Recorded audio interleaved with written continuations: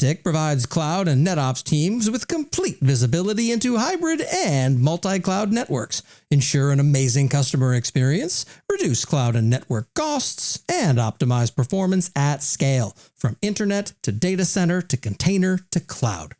Learn how you can get control of complex cloud networks at www.kentic.com and see why companies like Zoom, Twitch, New Relic, Box, eBay, Viasat, GoDaddy, Booking.com, and many, many more choose Kentic as their network observability platform. In case you haven't run across it yet, the Federal Trade Commission has asked the public to weigh in on cloud computing providers' business practices. Given what I do both as the chief cloud economist at my consulting firm, the Duckbill Group, as well as the author of the delightfully sarcastic Last Week in AWS, I have some thoughts.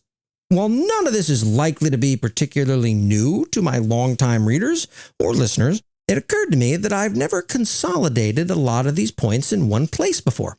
From the FTC's request for information, they say, quote, "The staff of the Federal Trade Commission is inviting public comments about the practices of cloud computing providers and their impact on end users, customers, companies, and other businesses across the economy. FTC staff is studying a wide array of issues related to market power, business practices affecting competition, and potential security risks. Staff is also interested in cloud computing with respect to specific industries, including but not limited to healthcare, finance, transportation, e-commerce, and defense." End quote. Now, the RFI has 20 questions addressing security risks, market power, and business practices. I'm only going to address a couple of them that are not only those that I have the most knowledge and experience with, but also are the most interesting to me, because that's what you get when I'm volunteering. Before we get into things, as a reminder, the Duckbill Group is not a partner of any cloud providers or other vendors in the space.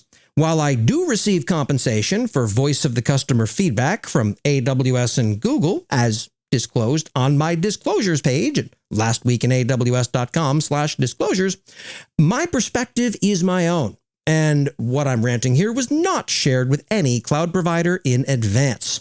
We start with question 2, insufficient resourcing. Do cloud providers continue to invest sufficient resources in research and development? In which areas are cloud providers investing in most heavily, and why? Are there areas in which cloud providers have not invested sufficient resources, and if so, why? Now, Google Cloud and Azure both have what's termed a global control plane, while AWS has a hard isolation boundary between its various regions. This global control plane has led to a number of notable global outages for both Google Cloud and Azure. But as of this recording, there has never been a global AWS outage that spanned multiple regions. The corollary to this is, of course, that it's a lot harder to work coherently with multiple regions. For virtually every AWS service, developers are effectively using different AWS accounts entirely when working between regions. It's worth pointing out as well that AWS, at least, has publicly committed to having different availability zones located in different physical facilities separated by a minimum distance to limit the likelihood that an entire cloud region can go offline. The marketing pages for Google Cloud and Azure make no such explicit assurances, leading to what are periodically embarrassing revelations. It's not clear why Azure and Google Cloud chose to build on top of a global control plane, though I strongly suspect the answer here is convenience, both for the people building it as well as its customers. But it is known that building separate control planes per region is substantially more expensive in engineering time. So personally, if a cloud provider is going to invest anywhere in a sense that'll lead to meaningful differentiation along the axis of durability, I think it's got to be in service of fault isolation and resilience.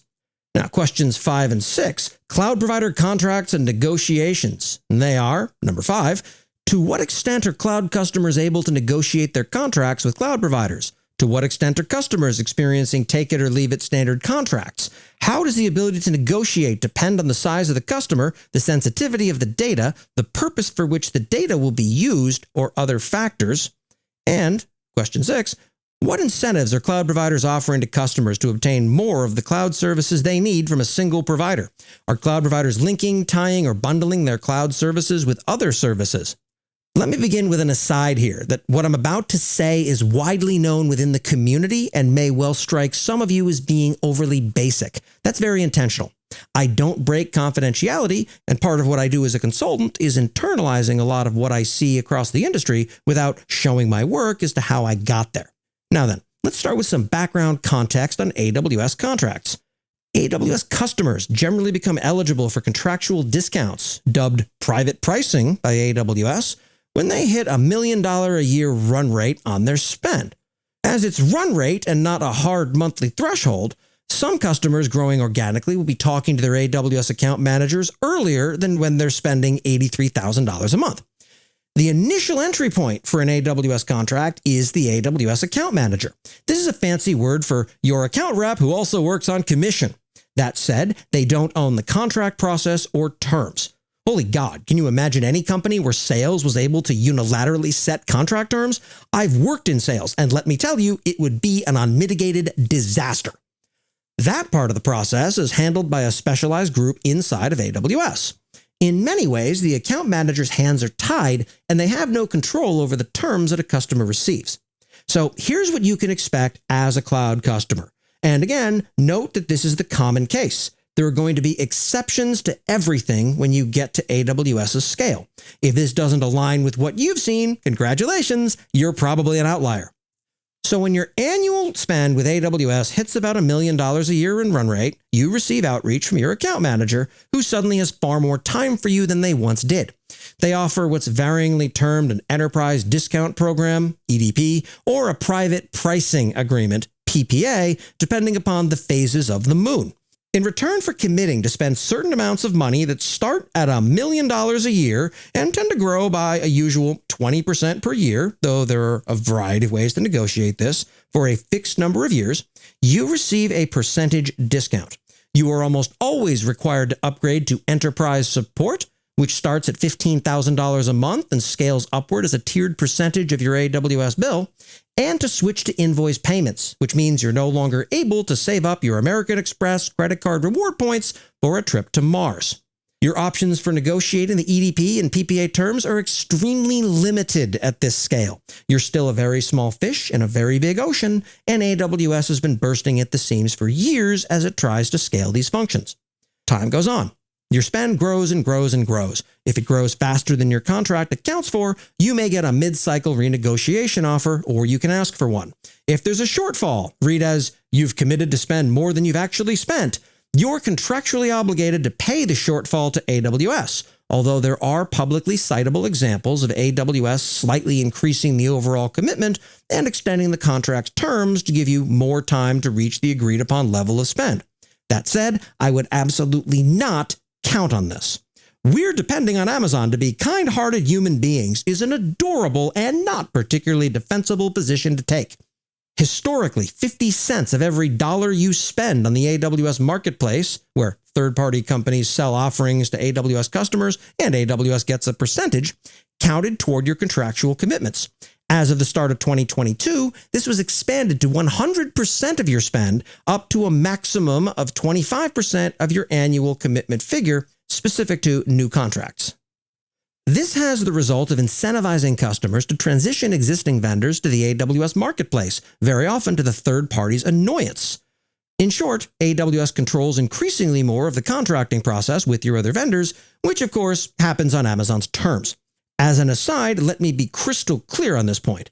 AWS absolutely does not want you talking positively about your experience with its other large service provider competitors. Don't believe me? Go find a large reference AWS customer and try to get them to a case study for Google, Microsoft, or Oracle's cloud offering. It's basically impossible. You'll note that those companies' offerings aren't on the AWS marketplace. Question 10. Porting data between cloud providers. What barriers, for example, contractual, technological, or other, if any, exist to offering services that compete with individual services offered by cloud infrastructure providers? For example, hosted databases, content delivery networks, etc. What cost do cloud customers face in A, switching software services, B, using multiple cloud providers, C, porting their data from one cloud provider to another? How important is data portability to competition and to entry? All right, let me take this in an odd direction. The biggest obstacle to porting data is the pricing issue among the three major cloud providers around data transfer. Generally, data ingress, that is, transferred from the internet to the cloud provider, is free, while data egress, sending data outward, is billed at what frequently amounts to exorbitant rates. While AWS has had multiple executives tell stories about how this is a reflection of their own cost structure for data transit, it's worth pointing out that this data transfer pricing paradigm persists even when transferring data from AWS to other providers via mailing the data on storage devices. Using those devices to send data to AWS incurs no per gigabyte fee, whereas sending data from AWS outward on those devices adds on a per gigabyte surcharge. Twitch, a video streaming service that Amazon acquired for nearly $1 billion about a decade ago and has recently pivoted to antagonizing the living hell out of the creators who make that platform successful, serves as a stark example of just how egregious these egress fees are. Back when AWS announced its interactive video service, I conducted an analysis using Twitch's public statistics. It demonstrated that if Twitch were using Amazon's IVS to serve its own platform at retail rates for data egress, within 1 year, AWS's cost for those services would have been roughly 10 times as much as Amazon paid to acquire all of Twitch. Moving data, particularly out of the cloud providers, is absolutely an economic non-starter for many customers. As a result, migrating between cloud providers with significant amounts of data is rarely done. And lastly, it's not just the cost that's a problem, it's the complete lack of clarity around what sending data between any 2 points actually costs. I had to run a bunch of experiments to come up with something that even starts to work as a visual model for this, and it's not for the faint of heart. In practice, people run their application at small scale, see what it costs, determine whether or not it's acceptable, and proceed accordingly. Everyone takes their AWS data transfer bill on faith. For what it's worth, despite how labyrinthine and confusing the pricing is, I've yet to discover AWS making an error on customer data transfer bills in their own favor. It's not malicious, it's just confusing. In conclusion, fundamentally, there's enough differentiation at higher levels of service to serve as an effective form of customer lock-in, and at the lower levels of service, there are other barriers such as idiosyncratic security and identity abstractions, expensive data egress fees, and contractual disincentives.